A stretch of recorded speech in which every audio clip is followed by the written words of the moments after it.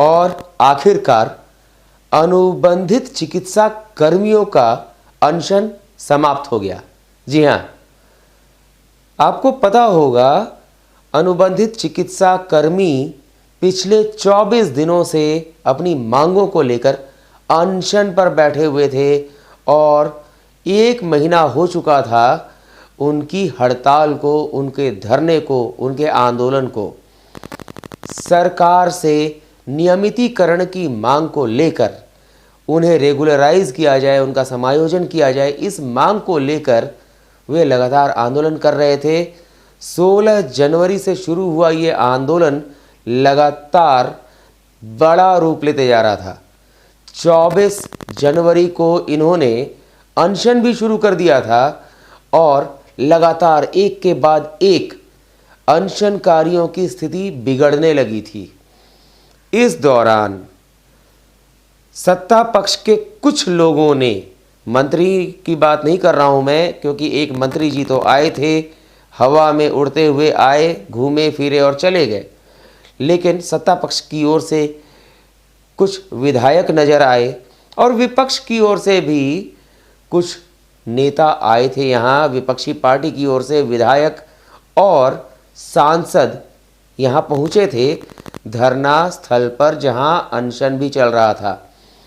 इन लोगों ने, इन नेताओं ने इस क्षेत्र को, धरना स्थल को बना लिया था पर्यटन स्थल।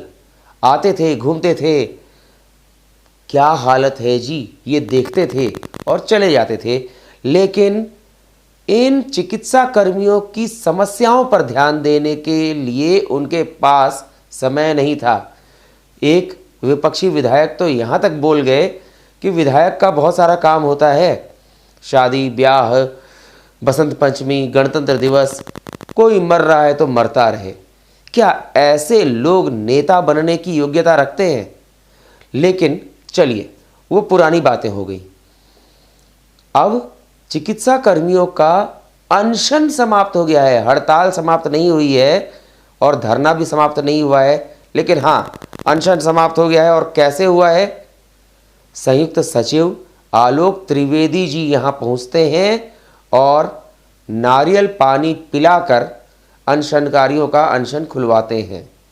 लेकिन कब, कितने दिन लग गए, कितना समय लग गया इस अनशन को खुलवाने में, सरकार को ये समझने में कि उन्हीं की प्रजा में से कुछ लोग भूखे प्यासे बैठे हुए हैं अपनी मांगों को लेकर, नियमित किए जाने की मांग को लेकर। 1 दिन, 2 दिन, 4 दिन, 5 दिन, जी नहीं, 24 दिन, पूरे 24 दिन लग गए सरकार को नींद से जागने में। क्या ऐसी सरकार होनी चाहिए? क्या इसी काम के लिए सरकार बनाई जाती है, जो अपनी ही प्रजा को भूख से, प्यास से मारने के लिए लालायित हो? क्या ऐसी सरकार को 1 दिन भी सत्ता में बैठे रहने का अधिकार है? मुझे तो लगता है नहीं। अधिकांश जनता भी यही कहती है कि जब सरकार चुनी जाती है तो इसलिए चुनी जाती है कि जनता की समस्याओं पर वो सरकार ध्यान देगी, समस्याओं का समाधान करेगी। लेकिन 24 दिन से अनशन चल रहा था, 24 दिनों तक ये लोग भूख से बिलबिलाते रहे, तड़पते रहे, लेकिन किसी को कोई फर्क नहीं पड़ा, कोई फर्क नहीं पड़ा। 24वें दिन संयुक्त सचिव आते हैं, स्वास्थ्य मंत्री बन्ना गुप्ता, ऐसा कहा जाता है कि चिकित्सा कर्मियों की तरफ से एक प्रतिनिधि मंडल स्वास्थ्य मंत्री बन्ना गुप्ता से संपर्क करता है। फिर से बार बार प्रयास किया जाता है संपर्क करने का, लेकिन बात नहीं होती। और बाद में जब संपर्क होता है तब जाकर किसी तरीके से संयुक्त सचिव आलोक त्रिवेदी आते हैं यहाँ पर, और यहाँ आकर नारियल पानी देकर अनशन खुलवाते हैं। वाह जी वाह! ऐसी सरकार जो भूख से मारने के लिए तैयार हो, प्यास से मारने के लिए तैयार हो, इस सरकार को क्या कहना चाहिए? ऐसी स्थिति में तो इस सरकार को नैतिकता के आधार पर इस्तीफा दे देना चाहिए, तत्काल इस्तीफा दे देना चाहिए, क्योंकि इसी की प्रजा में बैठे लोग भूखे प्यासे तड़प रहे थे, नियोजन की मांग को लेकर परेशान थे। आखिर जनता क्या चाहती है सरकार से? जनता तो यही चाहती है कि उसकी समस्याओं का समाधान हो, लेकिन ऐसा कुछ होता हुआ तो दिखता नहीं है। जब 1 महीना हो गया धरना को, हड़ताल को, 24 दिन बीत गए अनशन को, तब जागने का क्या मतलब है? क्या सरकार में बैठे मुख्यमंत्री हेमंत सोरेन जी को जानकारी नहीं थी कि स्वास्थ्य कर्मी अनशन पर बैठे हैं? क्या स्वास्थ्य मंत्री बन्ना गुप्ता नहीं जानते थे कि उन्हीं के अंतर्गत आने वाले विभाग के लोग अनशन पर बैठे हैं, भूख से प्यास से तड़प रहे हैं, बिलबिला रहे हैं? कोई फर्क नहीं पड़ा इन्हें। ये तो अपना नॉर्मल सामान्य जीवन जीते रहे, अपने कामों में मस्त रहे, मशगूल रहे। और विपक्षी पार्टियों के कुछ लोगों ने शुरुआत में कुछ दिनों तक तो यहाँ पर्यटन स्थल के रूप में आकर घूमना फिरना भी जारी रखा। कुछ समय बाद वे भी भूल गए चिकित्सा कर्मियों को। आखिर वो यही सोच रहे हैं कि कोई बात नहीं, अभी जो सरकार में है, अगली बार इनकी सरकार चली जाएगी तो हमें मौका मिल जाएगा। इसलिए इन्होंने भी चिकित्सा कर्मियों को इनके हाल पर छोड़ दिया। लेकिन इसको बेशर्मी नहीं कही जाएगी क्या? विपक्ष कहने को विपक्ष है, लेकिन काम क्या है? केवल आरोप लगा देना और शांति से बिल में दुबक जाना। सरकार पर आरोप लगाकर बिल में दुबक जाना, ये काम कर रही है यहाँ की विपक्षी पार्टी भारतीय जनता पार्टी। बस आरोप लगा दिया जी, सरकार ने ये किया, सरकार ने वो किया, लेकिन आपने क्या किया? आप क्या कर रहे हैं? सरकार की गलतियों को रोकने के लिए कोई कदम उठा रहे हैं क्या? विपक्ष का काम होता है सरकार की गलत नीतियों का विरोध करके उसे रोकना। आप तो कुछ नहीं कर रहे। आप तो बस पहुंच जाते हैं कहीं किसी का फीता काटने, किसी दुकान का उद्घाटन करना है पहुंच जाते हैं, कोई मॉल खुल रहा है वहां चले जाते हैं फीता काटने। आपका तो बस यही काम रह गया है लगता है। मतलब कहते हैं ना, बेरोजगारी छा गई है आप लोगों पर। नेताओं मंत्रियों का यही हाल है। आज के समय में सांसद जो हैं यहाँ, वे भी आपको बता दें, सत्ताधारी पार्टी की ओर से एक सांसद हैं, राज्यसभा गई हैं, वे भी बस चेहरा चमकाने के लिए पहुंच जाती हैं, कहीं भी फीता काटने के लिए चल देती हैं, उद्घाटन करने चल देती हैं। जो विपक्षी पार्टी के विधायक वगैरह हैं, वे भी किसी शोरूम का उद्घाटन है वहां पहुंच जाएंगे फीता काटने। अरे जनता के लिए क्या कर रहे हैं आप? जनता के सुख दुख में साथ रहने की कसमें खाते हैं। अब तो अनशन खुल गया जी, अब क्या करेंगे? अब हड़ताल तोड़वाने के लिए कोई आएगा क्या? इनकी मांगों पर, चिकित्सा कर्मियों की मांगों पर विचार होगा क्या वास्तव में?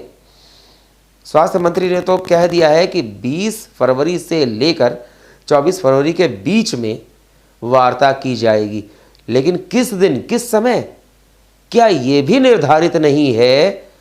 और आप स्वास्थ्य मंत्री हैं, आपको खुद नहीं पता कि आप किस दिन किस समय किस तरीके से वार्ता करेंगे और क्या फैसला होगा, क्या निर्णय होगा।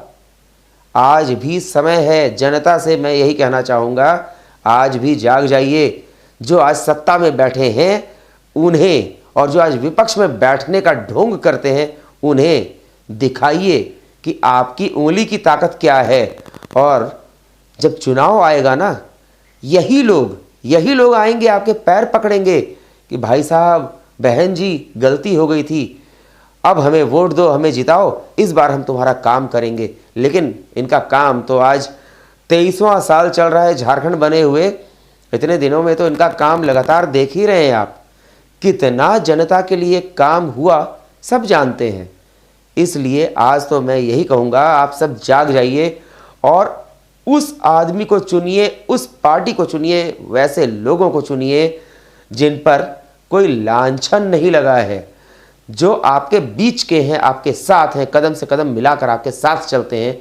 उनको अपने साथ लेकर आगे बढ़िए और बनाइए अपनी सरकार, क्योंकि आपकी समस्या को सबसे अच्छा अगर कोई समझता है तो वो आप समझते हैं, आपके बीच के लोग समझते हैं, वो लोग समझते हैं जो आपके साथ जुड़े होते हैं। जो आज सरकार में बैठे हैं वो कल को विपक्ष में जाने की तैयारी कर रहे हैं, और जो आज विपक्ष में बैठे हैं वे सपना देख रहे हैं कि अगली सरकार उनकी होगी। उनमें से कोई भी आपके दुख दर्द को समझने वाला नहीं है। अगर आपके दुख दर्द को समझने वाले होते वो लोग, तो आज जो विपक्ष में हैं पहले उन्हीं की सरकार थी। क्यों नहीं उन्होंने आपकी समस्याओं का समाधान किया? क्योंकि उन्हें तो बस राजनीतिक रोटियां सेकनी है, मुद्दों को बनाए रखना है। मुद्दा बना रहेगा तभी राजनीति कर सकेंगे और पैसा कमाना है।